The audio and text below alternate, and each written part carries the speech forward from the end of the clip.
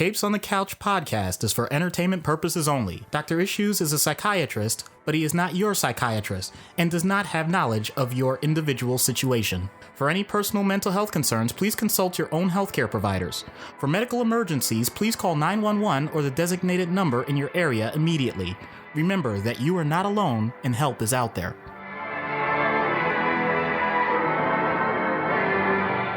Hello and welcome to Capes on the Couch for Comics Get Counseling. I'm Anthony Sitko. And I'm Dr. Issues. This is issue 114, our third Bat March episode, and this one is Batman by the Fans. We asked you to submit your voice clips, and we asked you to email us at capesonthecouch@gmail.com, and several of our fans did, as well as several of our fellow podcasters. And this is going to be kind of like a shorter, simpler episode. It's basically going to be just us talking about Batman and having fun and just sort of shooting the breeze and getting some interesting different feedback. So you'll be hearing from folks that are not me and Doc Issues for a change.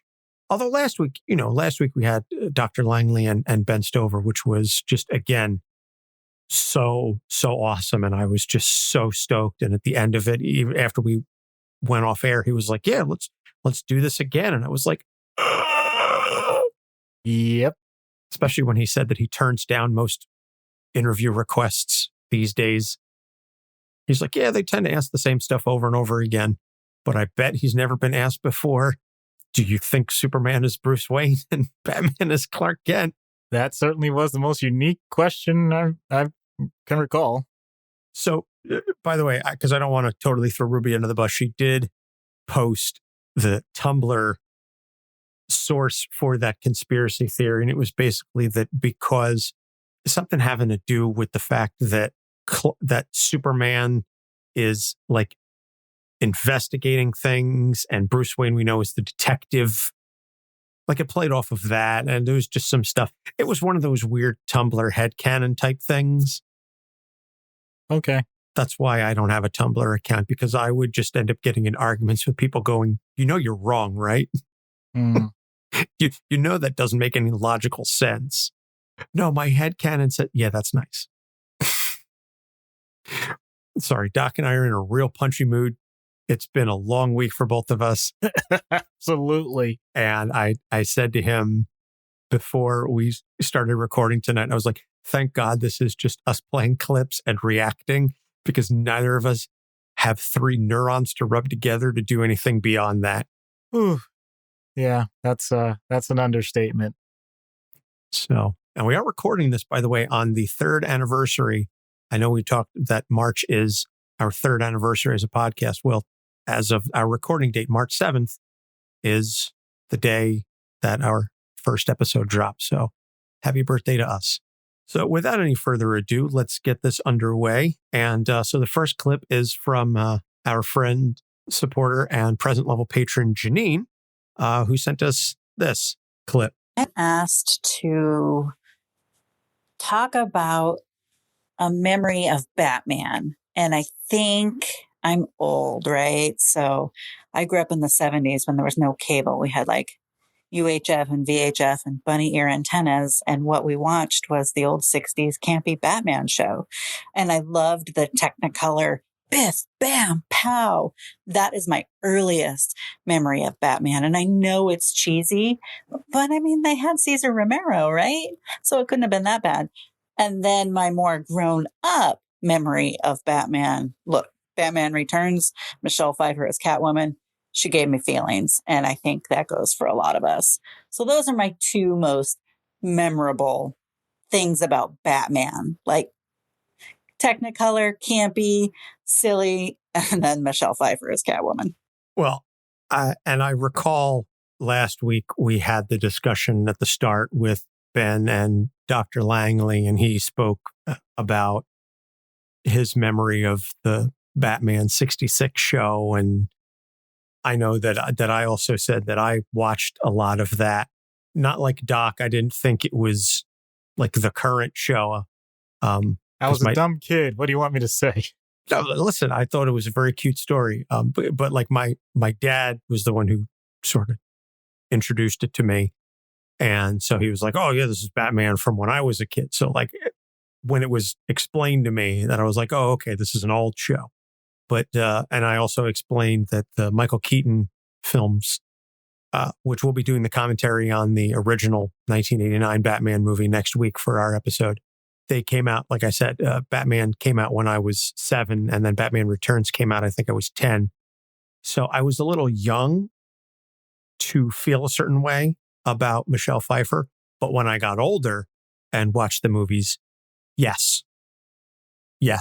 I think any red-blooded person feels a certain way about Michelle Pfeiffer as Catwoman. I mean, the clip just went viral again on Twitter of her whipping off the 4 mannequin heads in one take. That's how good she is. So, I mean, listen, I don't blame you, Jeanine. I don't think anybody else is going to blame me for feeling a certain way about Michelle Pfeiffer in tight latex. Hey, good for you. Certainly not these two guys here hosting the show. So to talk a little bit about the camp a little bit more, yeah, those effects. I always wondered about that because I knew that those things were in comics, and I always wondered why, of all shows to do that. There was plenty of campy shows at the time. I mean, you think of Scooby-Doo, you think of all these other like movies that came out in that era, and that was the only one to use that like effect, like the visual effect, and I never understood why. I always thought that added to it, but I guess they were the only ones that thought it was worth it. Yeah. Yeah, I don't know. I think maybe the Arrowverse should bring that in. Maybe like Legends of Tomorrow should.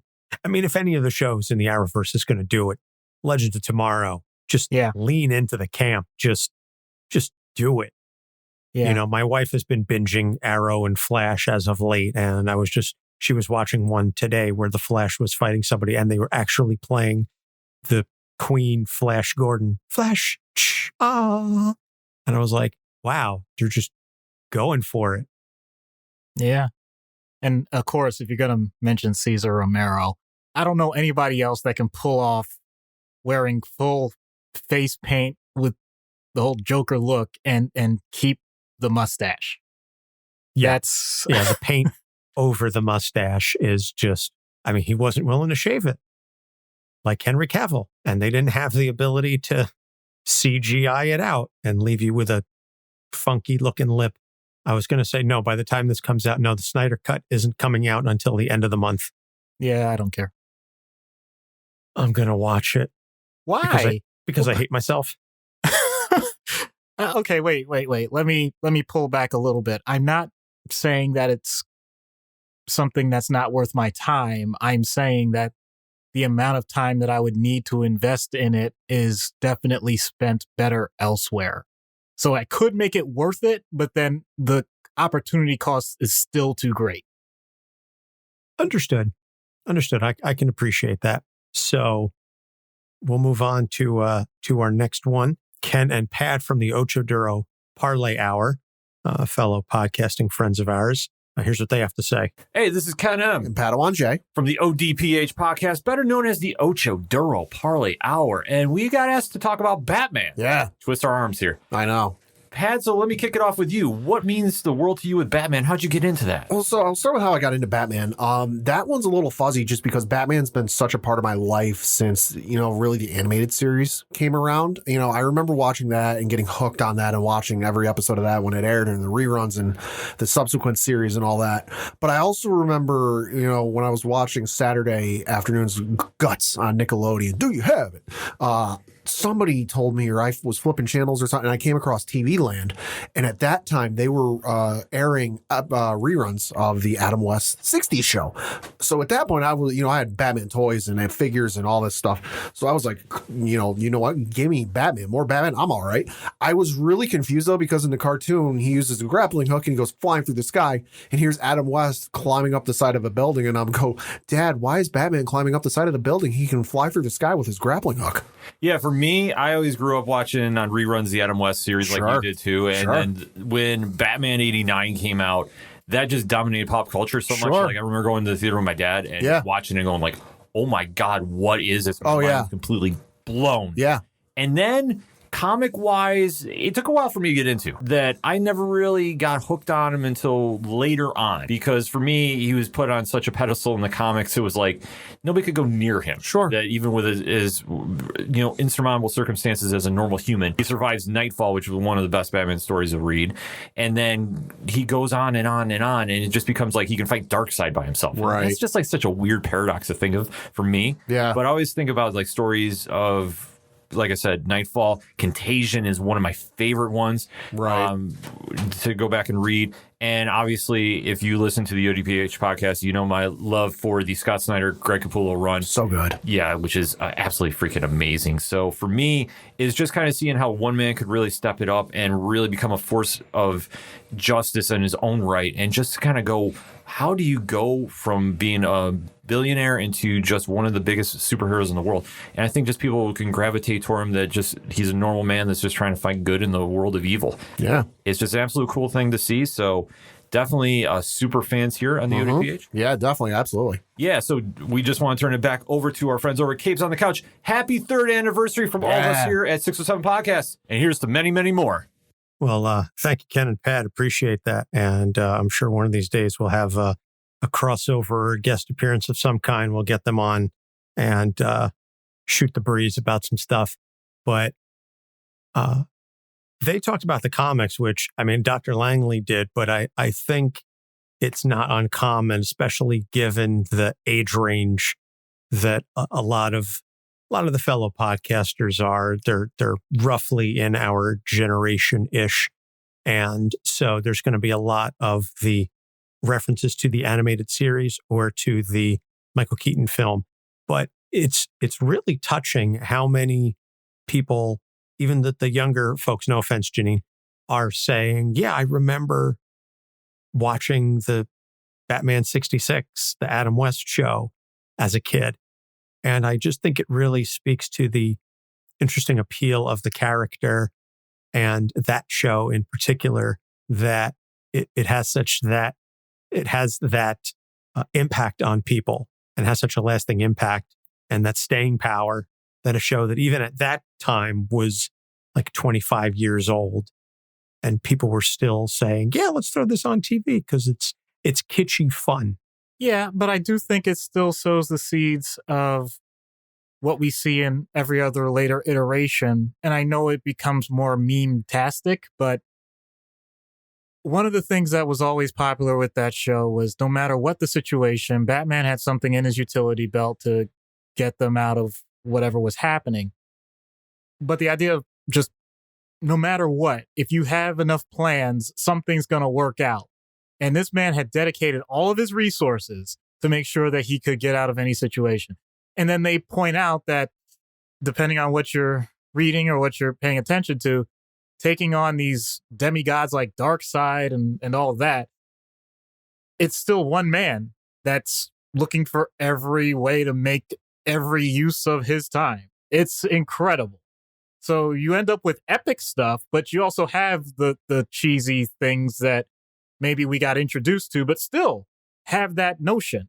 And I like the juxtaposition of the grappling hook view versus, two guys just walking along a rope, that has the camera turned sideways. It's really cool, mainly because they took the time to really talk during those scenes. Those are really my favorite memories of the entire show. Yeah, and they always had the celebrity cameo sticking their head out the window, talking to them while they were scaling the building. It was just a fun way to fit the cameos in.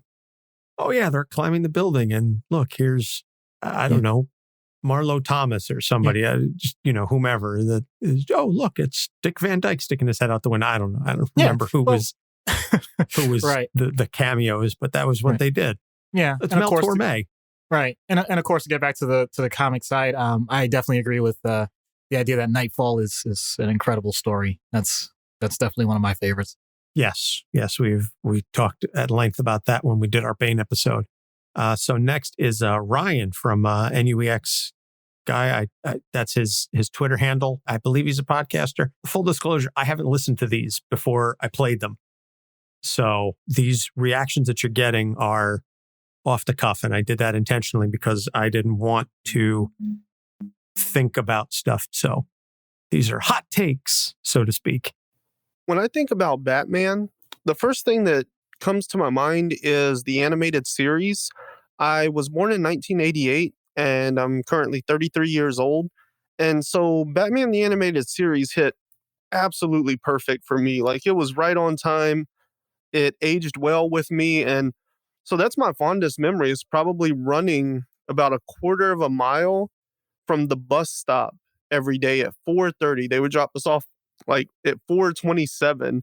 And I would run that quarter mile all the way to my house because I knew that Batman the Animated Series came on at 4:30. They usually played Superman the Animated Series at 4 and then Batman at 4:30. So I would run home and maybe catch like the credits of Superman, grab my snack, sit down and watch the episode of Batman. And then my mom would make me do my homework before I could watch anything else after it was over. So that's probably my strongest memory. However, I do have a pretty fond memory of like when I think it was my dad and my grandma that showed me the earlier Batman, the Adam West 66 Batman movie. So I don't think I ever saw any of the series, or maybe I saw bits of it, but I do remember watching the movie. And so there's scenes from the movie that definitely stick out in my mind as well. And then, I was in my late teens, early 20s when Christopher Nolan's Batman trilogy came out. And so that obviously hit me at about a perfect time as well. So I really grew up in a great era of different Batman things. That's what Batman means to me. It was pretty much my childhood.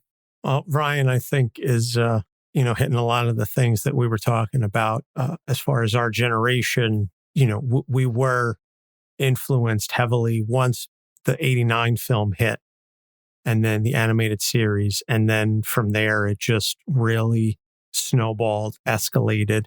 The Nolan trilogy, he's I think the first person to bring up the Nolan trilogy because everybody's been talking about either Keaton, Adam West, or the animated series. But the Nolan trilogy, I think, for a lot of younger fans, is definitely their introduction into that real worldish Batman, that grounded aesthetic, that grounded reality and storytelling, which I thought was fantastic for the first two movies. And then, as we've spoken about with Dr. Langley and Ben last week, sort of the bed there in the third one. Well, I was going to say went sideways. I don't know. It wasn't in my opinion, it wasn't terrible, but the first two were epic. By the time you saw the third movie, I had already been so sick and tired of Batman. Wow. That's why I broke him. I got tired of people talking about how wonderful he is and how amazing he is. So I broke his back on my knee. Wow. So first person, though, to mention the Superman animated show, which Yes. I thought was amazing as well. And I'm not going to bastardize this episode with talking more about Superman, so don't worry, people, although I'm very tempted to. But yeah, that is something that I knew. I knew that this was something more accepted because the Batman animated series was something that, if depending on what my parents were doing, especially my dad, they would actually stop and watch with me. And for the most part, they didn't really care about what I was watching per se, and they would do their own thing. But that was one show they actually would. And we kind of had like random connections sometimes. It was really cool to see. It's interesting. I'll make a difference between like the TV show of the campy Batman versus the movie itself. Because the movie, I felt, took a few interesting ideas and just left them hanging, where there are a few massive potential political commentaries, just some things where I'm like, oh my gosh, I can't believe they're inserting these things and people are just going to take this at face value. Yeah, the movie doesn't address the implications of all of a sudden everybody speaking a different language at the end. And I mean, that whole thing was just absolutely bonkers. Mm-hmm. And then the troll logic that they use in the beginning to identify something. C. Oh, C is for Catwoman. C for Catwoman. It's all one amazing riddle. Riddle? I'm like, oh my God, this is Yeah, even really? as a Come kid, on, people. even as a child, I watched the Batman 66 movie and I was like, what's happening? This doesn't make sense. Someone made a very interesting comic of the scene with, you know what I'm about to say, the bomb. Oh, yes. Okay, like just, but imagine it in like gritty noir with Batman narrating it. So, Some days you just can't get rid of a bomb. You remember it. Okay, good. Of course Thank I do. you. Okay. Oh, So- how I wanted to waste those ducks. Also, I'm just impressed that Ryan's parents let him watch Batman before homework. I wasn't allowed to watch TV before my homework was done, with the exception of Where in the World is Carmen Sandiego, because that was an educational program. And therefore, it was perfectly acceptable for my mom to say, you can spend half an hour learning geography and singing doo-wop. Nice. Yeah. So next is Jay West. And Jay's thoughts on The Dark Knight. Hey, Jay West here from the We Get Dub podcast, dropping by to show some love to my favorite Cape Crusader, the Batman. I think my earliest exposure to Batman was through the animated series. I don't think I ever missed an episode, and I was very big on collecting all the action figures. I wasn't really too big into the comics because of the dark, gritty tones. I definitely did not understand them as a child, so they were a little too heavy for me, so I skipped a lot of the reading. But later on, I would go to read on, like, a majority of the comics, I would say. I think the best interpretation of Batman is the Arkham video game series, where it dives into the Batman psyche, and we really see what makes him a hero, but more importantly, what makes him human. I would strongly recommend this series to anybody who hasn't checked it out yet. As far as the movies go, I would say the Tim Burton films did an excellent job of capturing what Gotham felt like. Don't get me wrong, the Dark Knight trilogy was great, but it really wasn't my cup of tea. Anyway, that's all I got right now. Thanks for letting me drop in, and I'll catch you guys next time.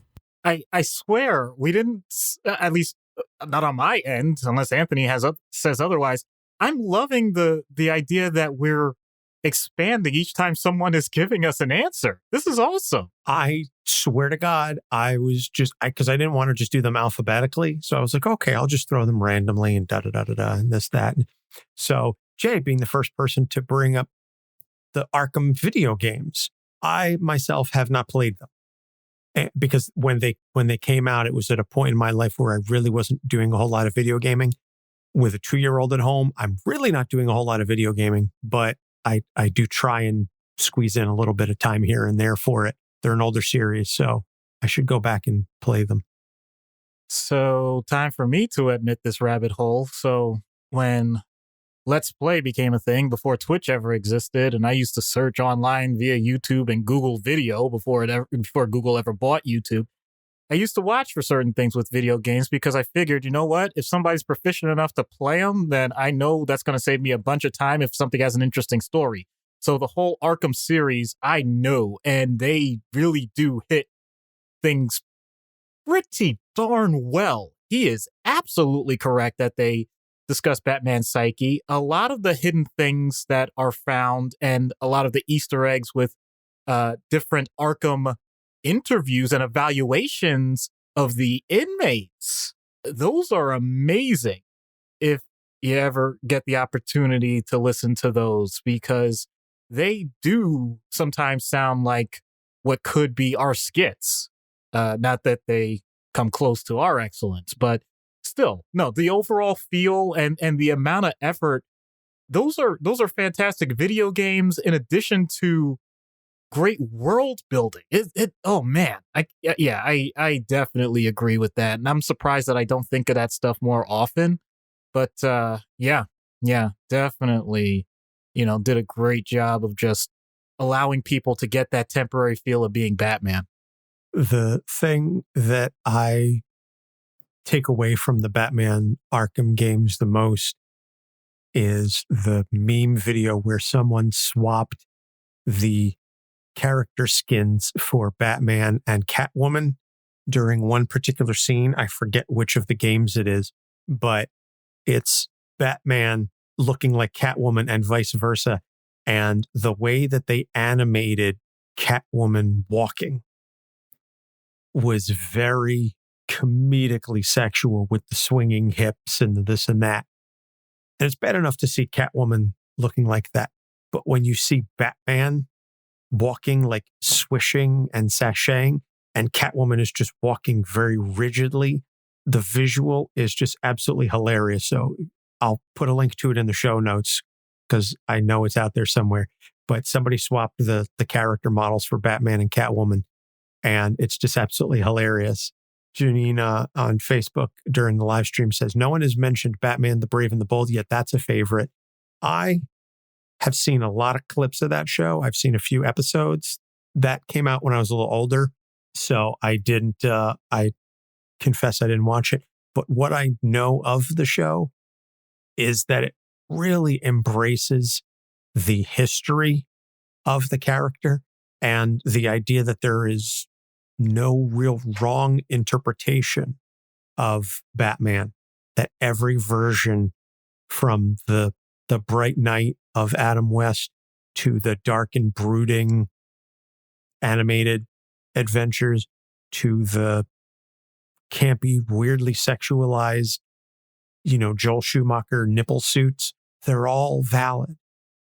And I just thought that, and this is something that, again, we talked about with Dr. Langley and Ben last week, the appeal and enduring ability of a character for that long, and the ability and the fact that you can go as varied in the interpretations and still hit something and still be able to say, that's Batman, that's also Batman, that's also Batman, is just something that's really special.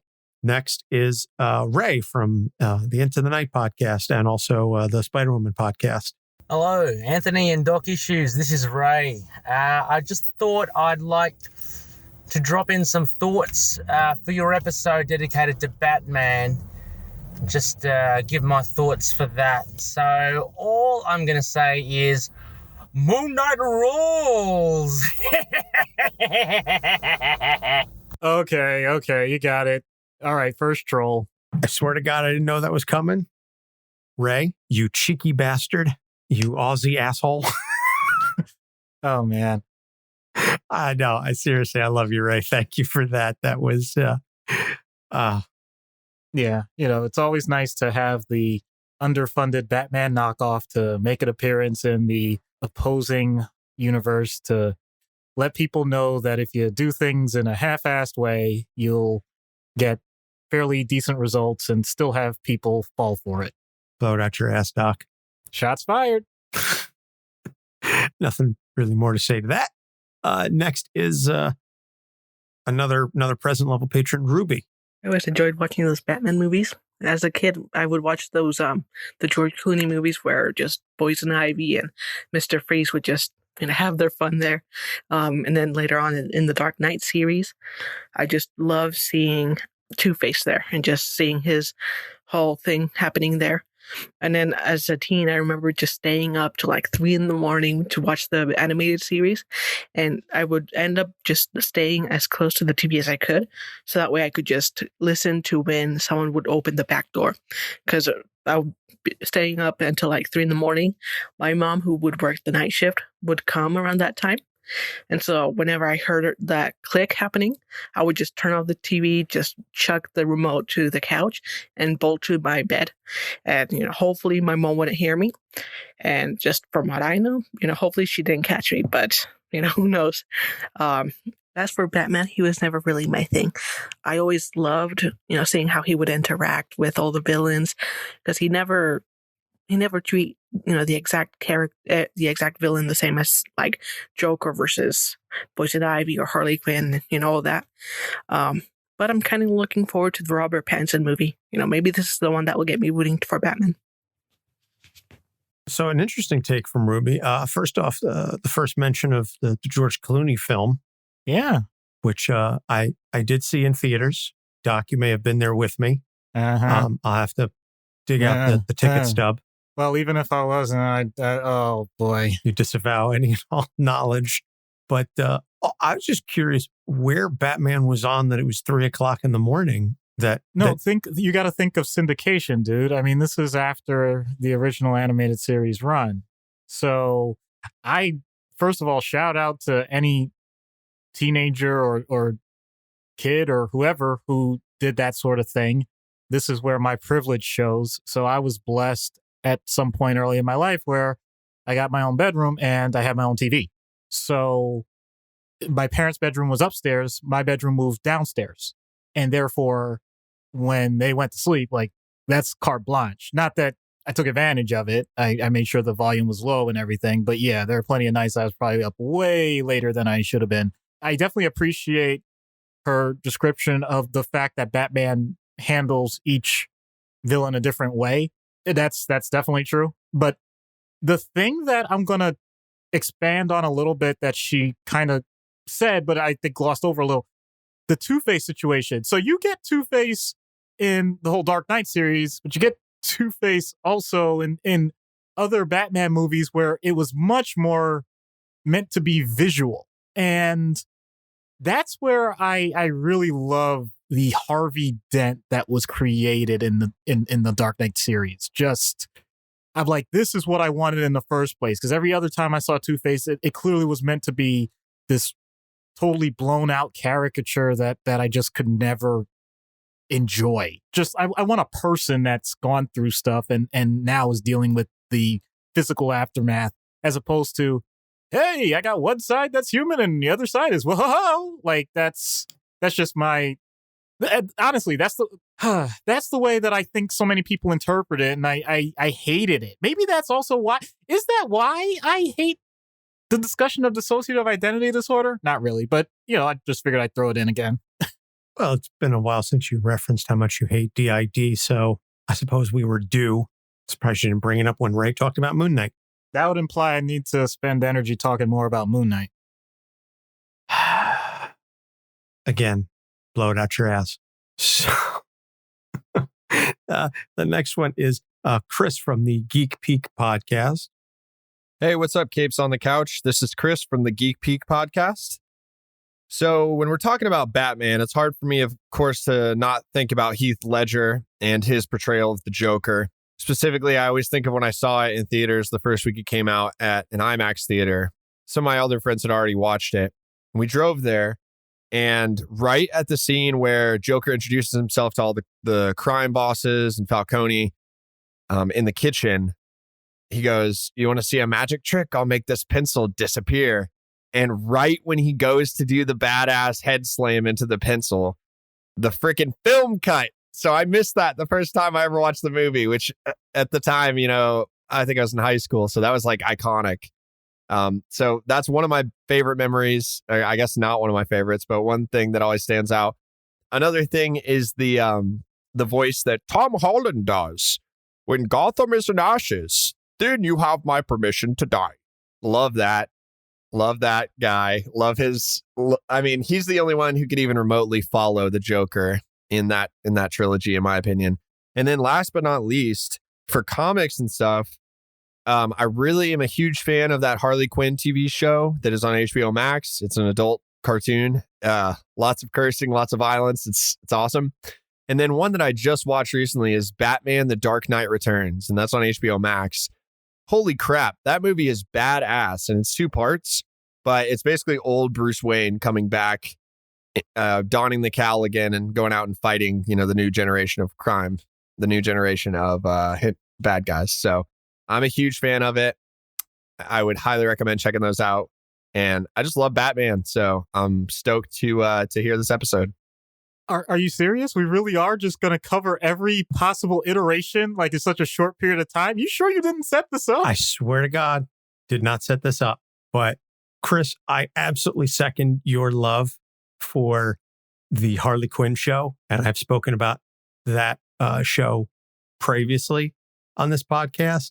I think that is one of the most brilliant and well-crafted and well-written shows on TV.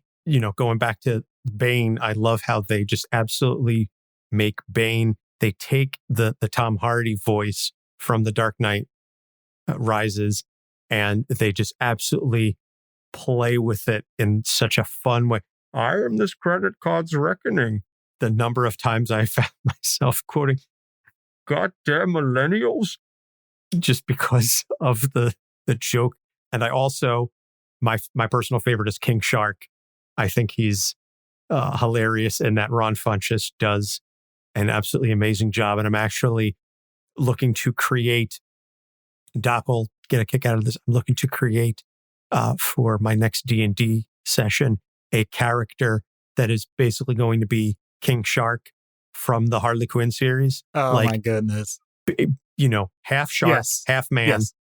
intelligent, but also incredibly strong. As I mentioned earlier, my wife is watching The Flash, and King Shark shows up from time to time.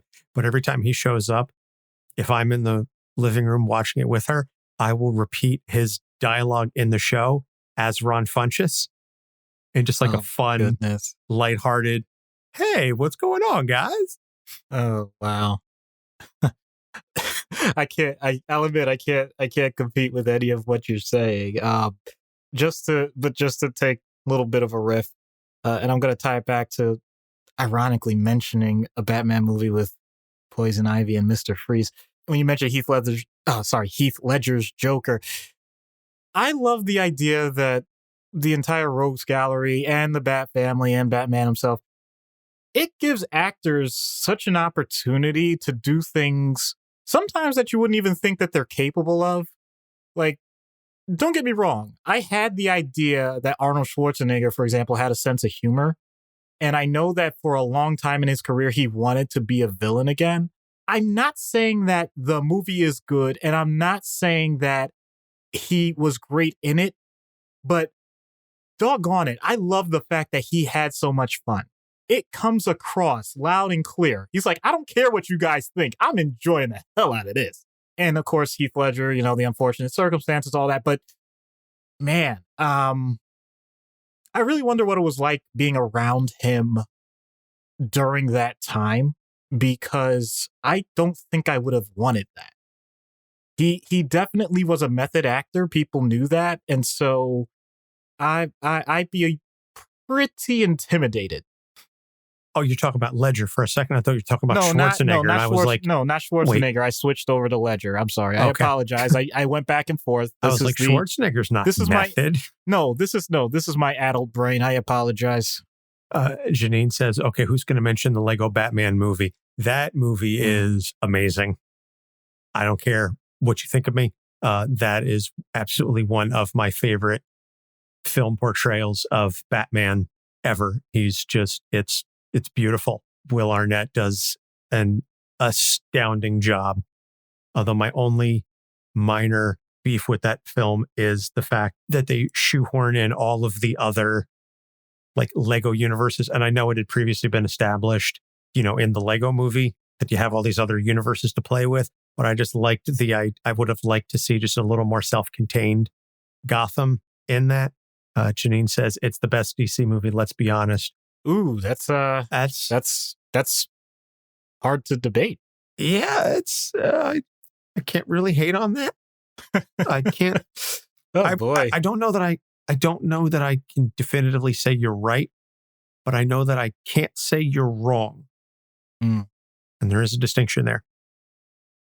So next to last is Seth from Geekville Radio. Let's get his thoughts. Hello, Anthony. Hello, Dr. Issues. Hello, Capes on the Couch listeners. This is Seth, a.k.a. Xandrax, the mayor of Geekville and the host of Geekville Radio, available at geekvilleradio.com and the podcatcher of your choosing. And with that cheap plug out of the way, I want to tell you what I think about with Batman. Batman is probably my third favorite superhero next to Captain America and Superman. And Batman has endured over the years, has had many different styles. His roots go back to the pulp characters like the Shadow and the Green Hornet all the way back in the 30s. And since then, he's evolved to everything from the clean-cut, hold it right there, villain, to, of course, the modern, I'm Batman. But through it all, there are two things that I think means the most to me about Batman. Number one, he willingly fights the never-ending fight to wipe out evil. I think deep down he knows he will never truly succeed at this. But he keeps going because he does not want another child or another person to go through what he did, losing parents and that be surrounded by darkness like that. And I think that's what keeps him going. He has that indomitable will to fight the never-ending fight. And number two, he is a human with no actual superpowers who is able to stand alongside true superpowered beings and be looked at as their equal. I think that's pretty amazing. And it also goes to show that you too can accomplish anything if you work hard, believe in yourself, and have billions of dollars at your disposal. Well, that's some of the stuff that we talked about last week with Dr. Langley, the idea that Batman can exist in theory as opposed to some of these other superheroes. So I thought that Seth getting into some of the more psychoanalytical discussions about Batman more so than anybody else, which I appreciated. Yep, way more than I can right now. So good on him. And so last is Ariel. Ariel is the only one that I intentionally ordered. I put her last because she told me that her piece was about 4 minutes long because she could not find a way to shorten it. And I said, that's totally fine. Like, I'm not averse to that at all. But Ariel being Ariel, and side note, go check out her columns on our website, capesonthecouch.com. She's got the long box view. Amazing, amazing writer. And this is the only one that I did listen to because she said, try and see if you can cut it down to like 2 minutes or so. And I listened to it and I said, I'm not touching a second of this. And you're about to hear why. Hello, Capes on the Couch. This is Ariel of Request Every Member of the Bat Family Infamy. As you may have realized from listening to any of the episodes based on my requests, I love Batman a lot. And obviously, I'm not alone here. His popularity speaks for itself. But when trying to approach the question of what Batman means to me, I found myself thinking about why it is that Batman resonates with anyone. One thing I see a lot is this idea that he's relatable. You're probably not going to find out that you're an alien or an Amazon princess anytime soon, but you could in theory be Batman. Now, realistically, no, you can't. But the point is taken, right? He shares our limitations, and for that reason, he is relatable. But I don't think that's the full story. Because if that's the case, then why has he become more formidable as his popularity grows and more popular as his formidability grows? Obviously, this isn't universal, and there are some people who really are mad about the prep time thing, but he wouldn't be the undisputed king of DC if that were as obnoxious to everyone as it is to some people. So what is it? And I can only speak for myself. So here's my thought, and bear with me because it's going to wind a little getting there. So Bruce has a number of gifts. He's intelligent, rich, handsome. He could have just flopped around Wayne Manor for the rest of his life, married a supermodel or socialite, and lived on his inheritance. He could have become a famous for being famous celebrity, partying and doing drugs and burning out by 30. The thing is, if he had, no one would blame him. They'd say, such a shame, but who could expect anything else? You know what happened to him as a kid. You know what he saw. You know what he lost. And that's the thing that people have to remember about Bruce, I think. The thing that makes him a hero just as glorious, just as inspirational as Superman or Wonder Woman is that, like them, he was born with the gifts he'd need to become as greedy, as self-indulgent as he wanted to be. And unlike them, he has all the pain and trauma and anger he'd need to go down that path. But he didn't. Instead, he took his PTSD, his depression, his anger, and his mortal body and mind, and built a human who can stand as equals with the most powerful people in the world. He manufactured his own ascension, while never actually shedding all that pain. And he did that while carrying all this scar tissue, both real and metaphorical, on his back. And all those wounds became weapons. Which makes Batman both relatable and inspirational in ways that most other heroes can't be. Because he was born with our defects and our limits, and he suffered like we do. And he could have broken, as we sometimes do. Sometimes he does break. But he gets back up every time, stronger and more determined, And this leaves us with the message that our limits aren't limits, they're challenges. And that grief may never really go away, but we can still push through and fight for another day. He tells us that our flaws are not absolute, and we, human though we are, can nonetheless be so much greater and stronger than we ever dreamed. It's not that Batman shares our limitations that makes him so special. It's that he's scarred up and angry and lonely and in pain, but he's better than we are anyway. So maybe, even if our scars don't fade, and we're yelling at the TV and we're alone and still mourning something, we can be better than we are right now, too. And that's why she has a column on our website. And that's why she should replace me on this podcast. Holy cow. That was everything that I would hope someone who is into the comic genre, who has favorite characters, who simply enjoys the idea that fiction can be the best reflection and exposure of ourselves. Wow, that's the type of thing that I would love to remind myself of whenever I have a weekend like I had this weekend. I'm going to be blunt.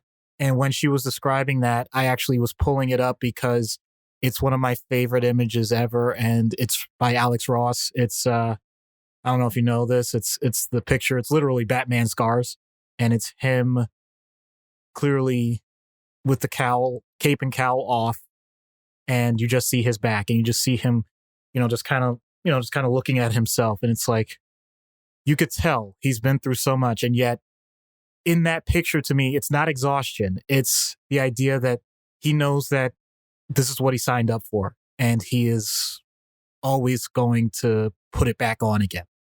My goodness, Ariel. I just have to say, if you ever decide that you just want to be a great voice of the voiceless, I know your writing is amazing because I have read it on the website, but the way that you say those things is just as powerful, if not more so. Her eloquence just is astonishing and just astounding and beautiful in ways that make me realize that for all of my intelligence and so-called eloquence, I flounder compared to her. When I read her stuff, when I read her analyses and listening to that 4-minute clip, I think I don't know that I have ever in 38 years said something so eloquently and beautifully as that. And she's talking about Batman. Like, I haven't said anything like that in my years of politics, law, podcasting, relationships, parenthood, life. I don't think I've spoken about anything with the clear love and appreciation that she was able to say in 4 minutes about Batman. I have a communications degree. I worked in radio. I can't talk that good. It's amazing. And that's why I wanted to end with it. Because I knew nothing was going to be able to follow that. I don't want to follow that. And this is my damn show. Oh, wow. I think that's the type of thing, though, that, not to get too heady, too late, that we all need sometimes just to remember that. And that's what these characters can do for us. That's what Batman really can do for so many people. And I'm sure he has. Sometimes we make light of it, but when you get down to it, we all just want that one person that's always going to be there for us. And I don't care if it's someone that's drawn or animated or acted out, because if someone's able to think of it and if someone's able to even pantomime it for a small amount, then that means that we're all capable of it, as she said. This is a great third birthday present. Indeed it is. Happy third birthday to us. So those are all the clips. Thank you to everybody who sent them in. We appreciate it. This is, like I said, a fun one, if a bit easier lift than some of our normal episodes. So no recommended reading this week, although we are going to have another link to the Batman in Psychology by Dr. Langley. Go out and pick it up. Next episodes, Batman's the film commentary for the 1989 Batman movie. We'll have that synced up. It'll be fun. It'll be educational. We'll try and throw in some knowledge there, but also just sort of our general thoughts, because I have not seen this movie in 30 years.